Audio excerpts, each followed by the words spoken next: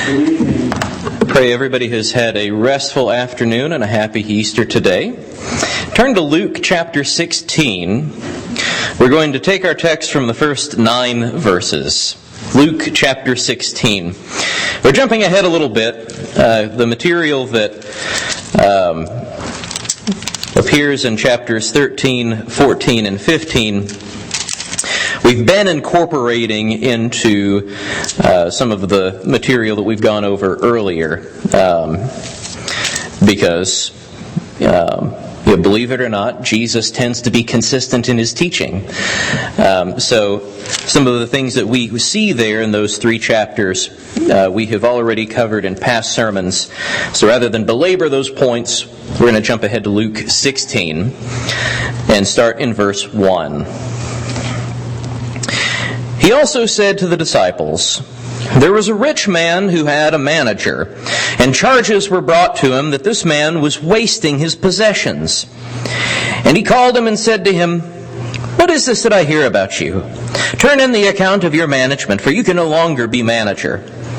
And the manager said to himself, 'What shall I do, since my master is taking the management away from me? I'm not strong enough to dig. I'm ashamed to beg. I've decided what to do, so that when I'm removed from management, people may receive me into their houses.' So, summoning his master's debtors one by one, he said to the first, 'How much do you owe my master?' He said, 100 measures of oil. He said to him, 'Take your bill and sit down quickly and write 50. Then he said to another, 'How much do you owe?' He said, 100 measures of wheat. He said to him, 'Take your bill and write 80.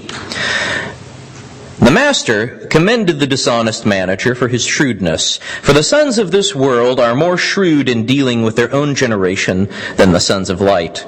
And I tell you, make friends for yourselves by means of unrighteous wealth, so that when it fails, they may receive you into eternal dwellings.'" Let us pray together. Righteous Heavenly Father, we thank you for the many things that you have given us. And Father, we know that none of these things are ours. I pray, Father, that we use the things that you have given us to serve you, and that we don't hold back from serving you, that we don't hold back from grabbing a hold of your blessings and seeking them, Father, out of timidity. Help us, Father, to be like those servants from another parable that we so often read. The parable of the talents. Those servants, Father, who took what their master gave them and invested them and made a return on them. Help us, Father, not to be like that last servant who hid his talent in the ground, Father, out of fear. For he, Father, was cast into outer darkness. And Father, help us to learn from this parable that you have preserved for us about the dishonest manager, what you wish for us to learn from it. Father, we thank you that you've preserved this word for us. We thank you, Father, for all the words of our Lord Jesus that are preserved for us. And I pray, Father, that we can become more like him day by day. It's in his name that we pray. Amen. This is a challenging parable. It's an odd parable. It doesn't read the way that we're used to parables reading. It presents us with a bit of a moral challenge, depending on how we're reading it. At least if we're reading it the wrong way and for the wrong thing. And this isn't just a modern thing, by the way, that this parable sounds odd to us. It sounded odd to Christians from very, very early on. In fact, Adkisson, writing just a few centuries, just a handful of centuries after the death of Christ, Adkisson asks, why did the Lord Jesus Christ present this parable to us? He surely did not approve of that cheat of a servant who cheated his master, stole from him, and did not make it up from his own pocket. And on top of that, he did some extra pilfering. He caused his master further loss in order to prepare a little nest of quiet and security for himself after he lost his job. Why did the Lord set this before us? It's a good question. Especially whenever we consider the conclusion of the parable that we read in verse 9. the moral of the story, as it were. It seems perplexing to us. He says, I tell you, make friends for yourselves by means of unrighteous wealth, so that when it fails, they may receive you into the eternal dwellings. That's what the ESV reads. And that translation, by means of unrighteous wealth. In other words, use unrighteous wealth to make friends for yourself, so that when your unrighteous wealth fails, they may receive you into the eternal dwellings. That's not a bad translation. It's an odd, perplexing text. Listen to what some of the other translations render. The New King James says, and I say to you, make friends for yourselves by unrighteous mammon, that when you fail, they may receive you into an everlasting home. The New American Standard reads, and I say to you, make friends for yourselves by means of the wealth of unrighteousness, so that when it fails, they will receive you into the eternal dwellings. All of those translations render the Greek well. The idea being that you're making friends by using unrighteous wealth. The only really popular translation that reads differently is the King James.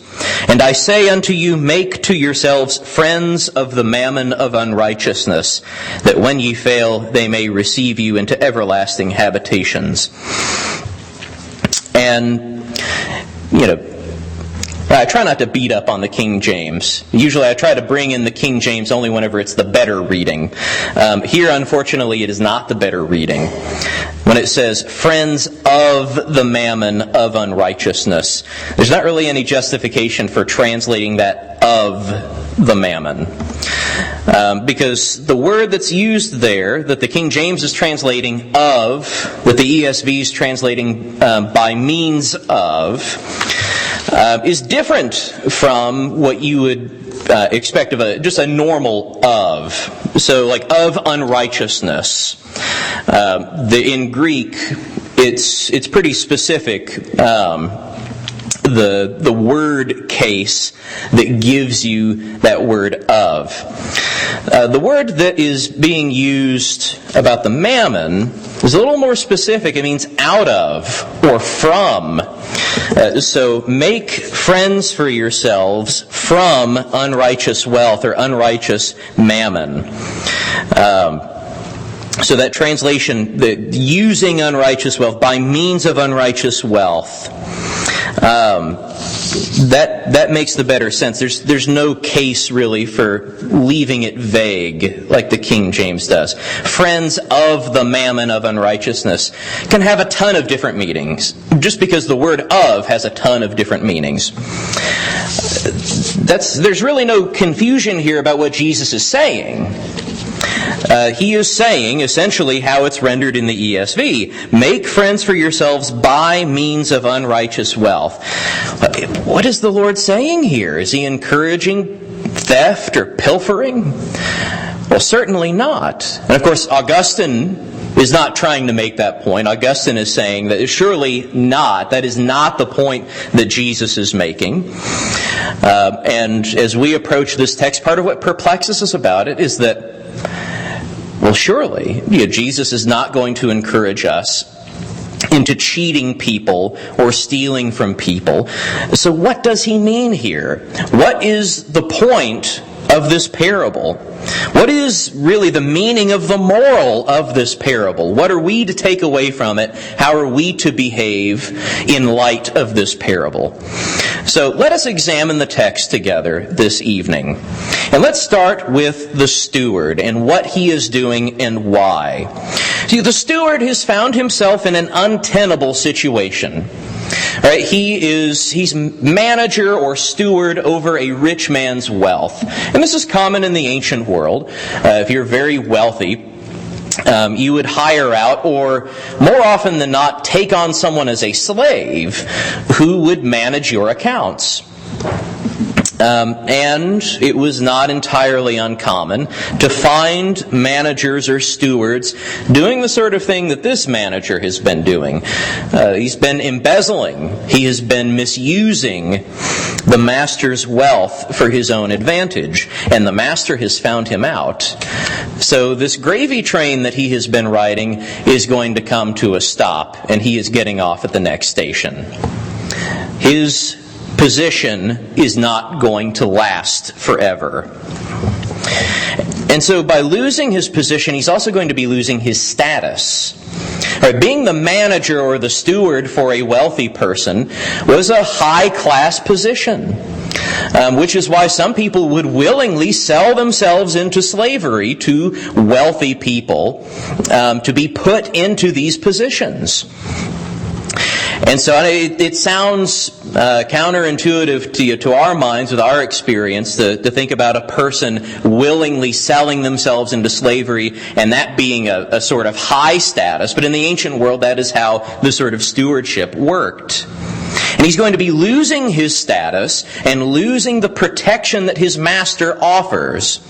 All right, because he's been living in the master's estate. He gets his food from his master. I mean, he's taken care of. That's part of the job. And now he's about to lose all of that. And of course, it's his fault that he's about to lose all of it, because he's been embezzling and he's gotten caught.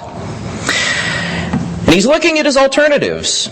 All right, what is going to happen to a steward who has been released or fired, as it were, on account of embezzling? He's not going to get another job being steward for somebody else's wealth. There are not very many wealthy people in the ancient world.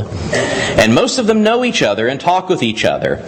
And he is not going to be able to go to another wealthy man and say, "Here, let me manage your accounts," because it's going to be known that he's been released for embezzling. So what else can he do? In his eyes, what he can do is dig or beg. Perform manual labor, or live out on the streets relying on people's hospitality, or their generosity. And from knowing the general poverty that pervaded the ancient world, living on the streets and relying on people, tossing you a few shekels now and then, is not a way to live. Like literally, you'll probably starve to death if that's how you're going to operate. And manual labor, it seems out for him. He says, "I'm not strong enough to dig." The alternatives are also untenable. They're horrible to him.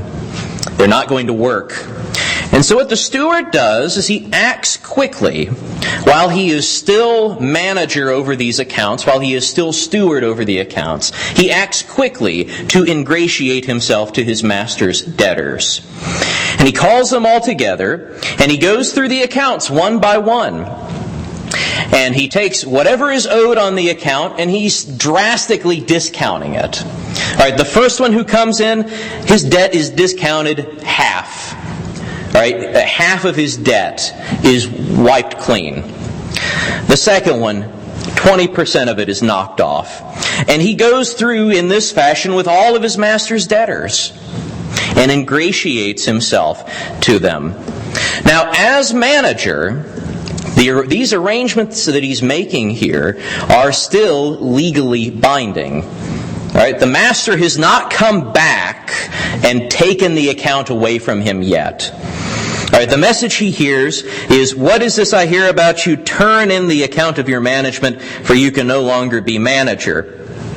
And while he's still got a hold of the account, he is still able legally to go to his master's debtors and make these arrangements. And these are legally binding arrangements that he's making.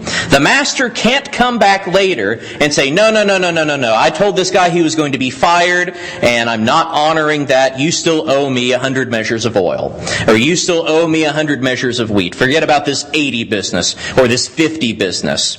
But the master can't do that. He's stuck by what the steward has done. And the sums that we're looking at here are huge for the ancient world. The sorts of fields and groves that would be required to produce, say, 100 measures of oil or 100 measures of wheat are many, many, many times bigger than what a normal person's field would be able to produce. Most people in the ancient world are subsistence farmers. They've got a little plot of land that they have inherited, that they work, and they get their food off of, and they get enough to live. The amounts of oil and wheat that we're talking about here would take, from what I have read, somewhere in the neighborhood of 20 to 25 times the size of a normal field to produce this sort of produce in a given season. And this is what we're talking about as a debt. All right, not necessarily the level of wealth that these debtors would have carried, but the amount of debt that they're carrying. If they're carrying that much debt, very likely they also are wealthy men. And think about it. Think about it from the steward's perspective. What he's trying to do, he is trying to get himself in good with these debtors, and so that they will take care of him. All right, look at his logic here. I've decided what to do so that when I am removed from management, people may receive me into their houses. If you are the steward, whose house do you want to be received into? Some poor subsistence farmer who can barely feed himself? Well, no, your situation has not improved. He is appealing to wealthy men, people who can afford to repay what he has done for them. He's ingratiating himself to high-class debtors because he wants to continue his high-class lifestyle. And he knows that it'll work because reciprocity, giving back, repaying favors, is even more powerful in the ancient world than it is today. And it's still powerful today. Right? If somebody does you a favor, you feel obligated to do a favor back to that person. Right? And it's just something that's ingrained in human thinking. It's universal across all cultures, from what I understand. It is just natural. If somebody does something nice for you, you do something nice for them. Whenever you don't do that, that's a condition that we call psychopathy or sociopathy. Right? We consider that to be a disorder, to be unable to feel that sort of obligation towards other people. Well, it's even stronger in the ancient world, because it is a matter of public honor to repay someone who has done you a favor. And so he knows if he does these favors for these high-class debtors, they will pay him back. So what does the Lord want us to learn from this manager and what he's doing? All right, all of this stuff makes us really uncomfortable. Right? That Jesus is teaching this as a moral lesson, and he uses as the object of his lesson this guy who is obviously a world-class cheat. So what is he doing here? Well, the stuff that makes us uncomfortable about this parable, about the manager, is supposed to make us uncomfortable. The steward is dishonest. He's gotten himself into trouble by embezzling. He has stolen, and he's getting himself out of trouble at his master's expense. It seems like justice is not being served here, and that gets us really uncomfortable. And it's supposed to make us uncomfortable, just not for the reasons that we might think. Because Jesus obviously is not recommending to us that we become dishonest like this manager. I mean, obviously, right? He wouldn't recommend that we become dishonest. But that's not the point. I want us to consider the way that we read parables. We are, I think, sometimes accustomed to reading parables like the parable of the soils, where we're presented with several different options. The seed that falls by the wayside, or the seed that falls in the rocky soil, the seed that falls among thorns, the seed that falls in the good ground.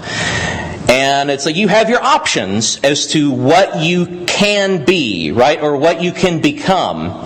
You can be or become the path, where the word is just completely trampled out. You can become the rocky soil, where you don't have any root.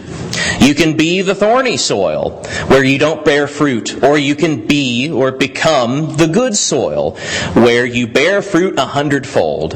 And we're used to looking at parables in that way. It gives us a comparison to show us what we should become like. And that's common for Jesus' parables. That's obviously not what he's doing here. Well, there's one other option.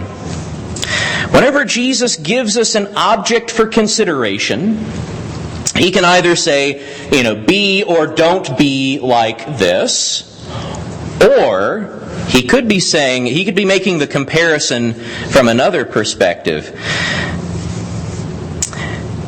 He's not saying become like the dishonest manager. What He's saying is we already are like the dishonest manager. So that's the other option for parables. He's either telling you what to become like or what to avoid, or he's telling you what things already are. And in this case, it's probably what's going on. He doesn't have to tell us not to become like the dishonest manager. It has already been done. And this is where the parable ought to make us squirm. Because in this life, we are stewards over things that do not belong to us.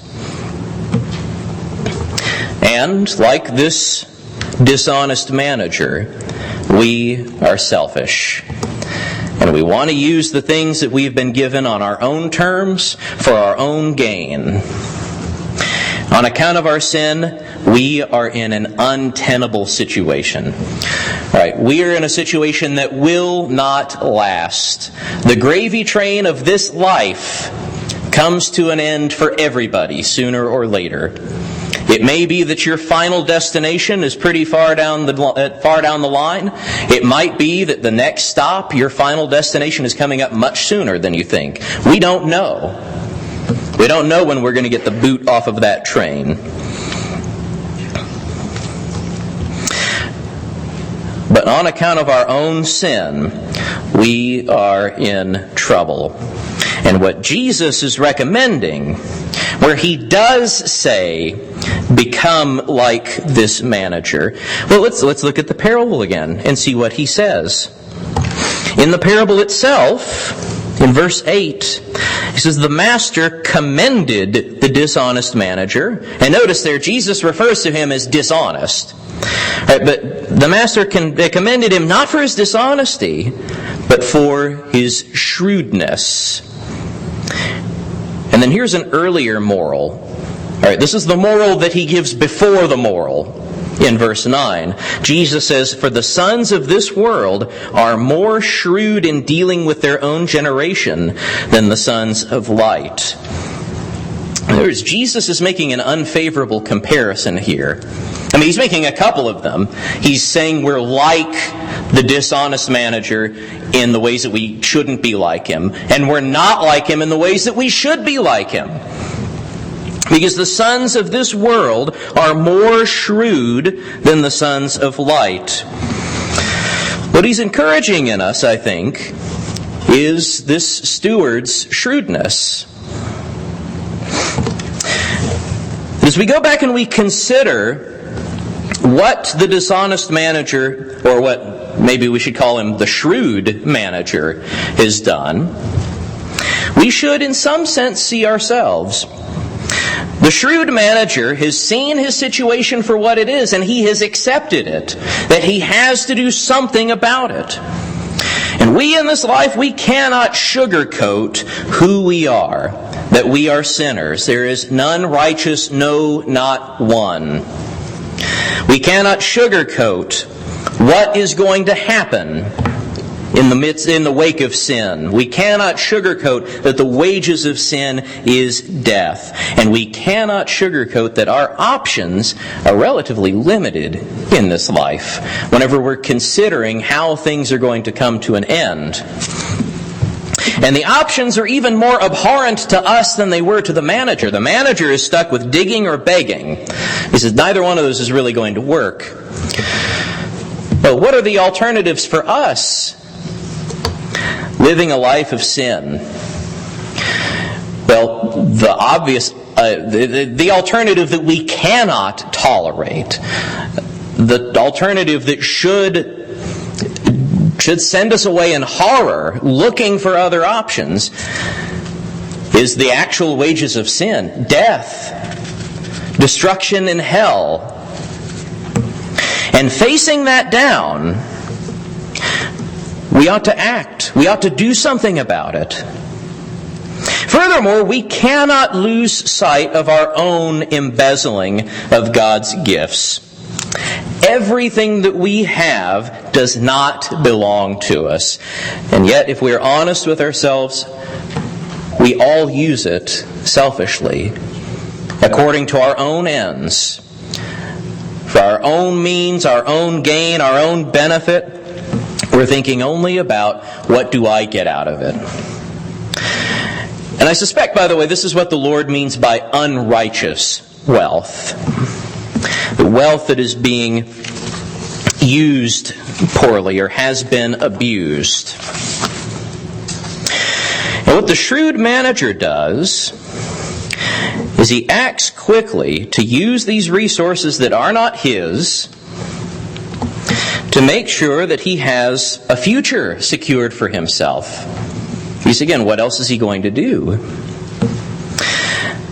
And we are in a situation like the shrewd manager. We must act quickly in dispatching, in using and distributing these goods which are not ours in a way that will secure us hope for our future. So how do we use these goods that the Lord has given us? If we are dishonest managers over the Lord's accounts in this life, and the Lord has told us, I know what you're doing, I see you there, you're going to be called to account for this. Well, how do we use these goods that the Lord has given us, or that we have in stewardship from the Lord? How do we, as Jesus says in verse 9, how do we secure eternal dwellings for ourselves after the wealth of this world has failed? There's another parable in this context that speaks of a rich man and also speaks of eternal dwellings. Let's read it and judge how we are to use the wealth of this world and what kinds of friends we are to gain by it. Go to verse 19. There was a rich man who was clothed in purple and fine linen, and who feasted sumptuously every day. And at his gate was laid a poor man named Lazarus, covered with sores, who desired to be fed with what fell from the rich man's table. Moreover, even the dogs came and licked his sores. The poor man died and was carried by the angels to Abraham's side. The rich man also died and was buried, and in Hades, being in torment, he lifted up his eyes and saw Abraham far off and Lazarus at his side. And he called out, Father Abraham, have mercy on me, and send Lazarus to dip the end of his finger in water and cool my tongue, for I am in anguish in this flame. But Abraham said, Child, remember that you in your lifetime received your good things, and Lazarus in like manner bad things. But now he is comforted here, and you are in anguish. And besides all this, between us and you a great chasm has been fixed, in order that those who would pass from here to you may not be able, and none may cross from there to us.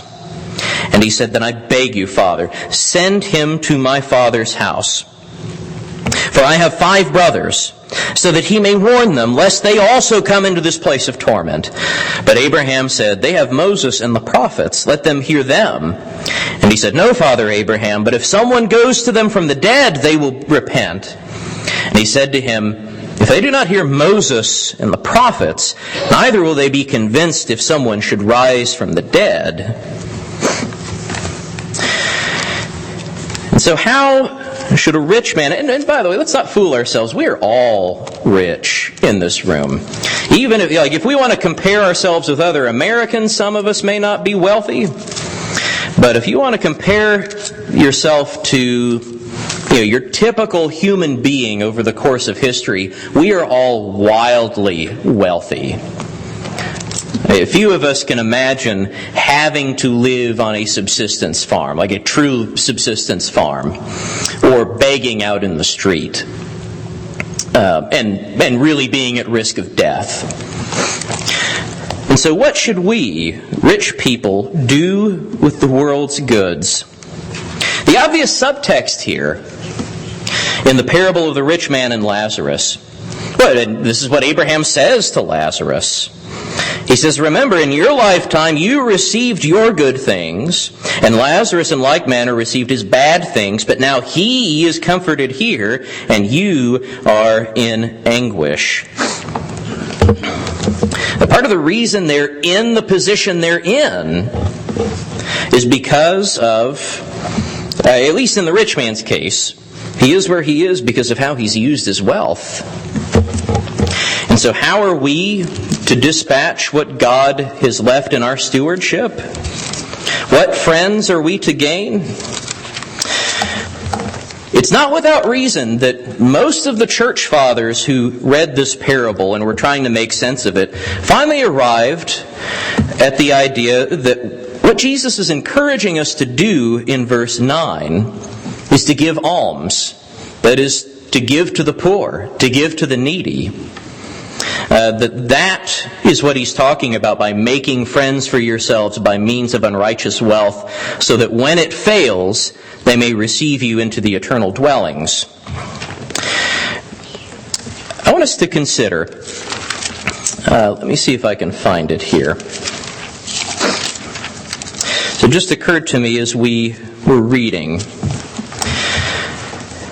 There's another great cheat in Scripture who acts shrewdly and secures a good future for himself. And he's set up essentially as a pattern for us in some ways. Not go out and cheat like this guy did, but secure a future for yourself like this guy did. Go to Genesis chapter 32. We've mentioned in the course of several sermons and classes about Jacob, the heel grabber. Of course, the heel grabber being an idiom for a cheat, a fraud. And we see Jacob doing that over the course of his whole life.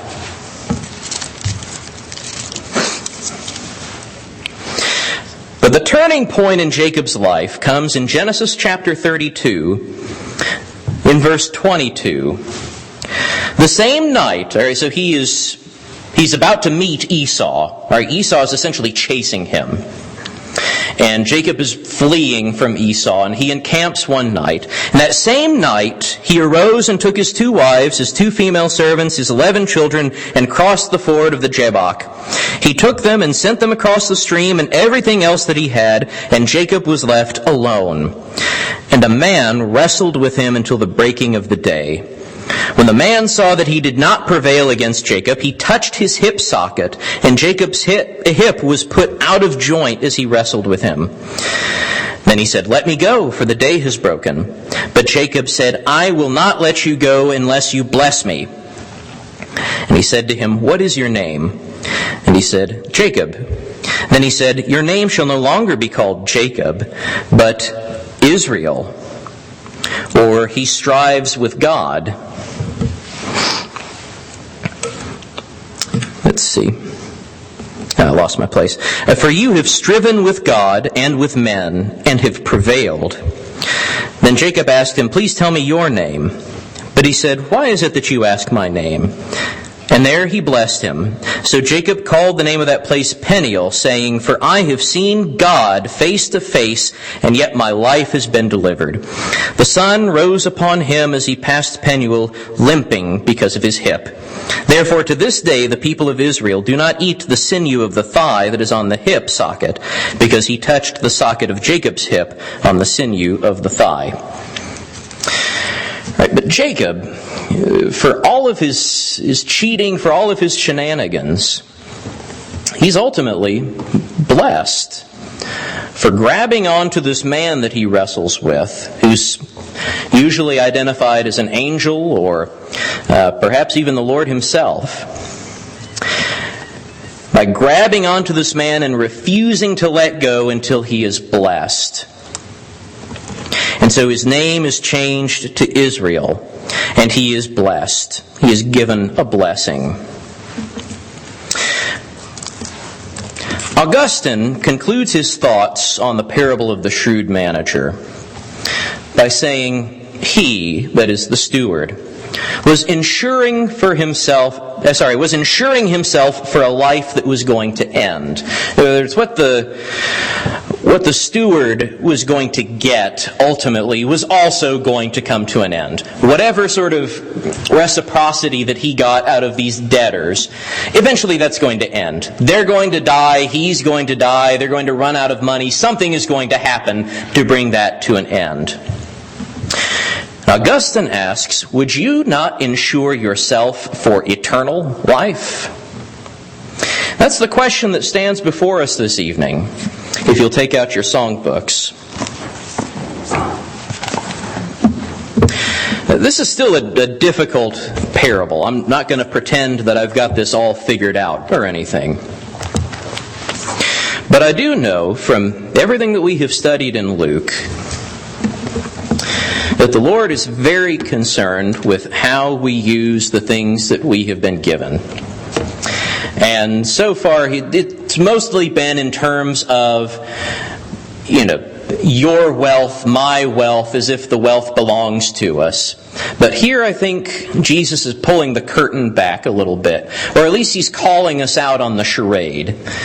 And saying, no, this language about your wealth, the stuff that belongs to you, let's be honest about this, none of this belongs to you. It belongs to our master. This is similar to what we were talking about this morning. The master's coming back to take account of things. And we're going to have to give account for what we have done with the things that he has given us. Have we used all of these blessings to just sit back and live a life of ease? Or if we use these in the way that the Lord himself asks us to use them, to give to the poor and to the needy, to take care of people's needs, to do the Lord's work. All of us, and I cannot know everybody's heart, right? All of us in this room are Christians. We all profess to be Christians. When I give the invitation, it's not with the expectation that I have a bunch of unbaptized people who formerly, were not believers, but now they're thinking about becoming Christians. I know that that's not the case in this room. That we're talking about people who are baptized believers who profess the name of Christ. And so the call for us is, are we living up to the Lord's standard? All right, and that's something that, is between us and the Lord. Right? I don't know how you use your wealth. I'm not going to ask you how you use your wealth. But the Lord knows how you use your wealth. And so, what we should consider tonight is, are we doing the Lord's work with what he has given us?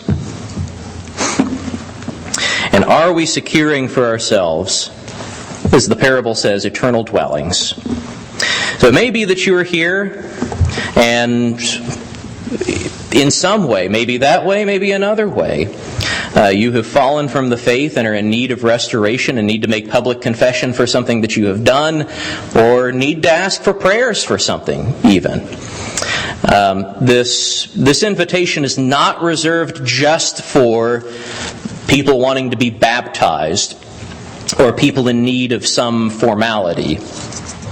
It may be that there is some issue standing between yourself and God for which you want to call upon us to help or pray or do something. And we invite you to make that need known. If you'll come forward as together we stand and sing.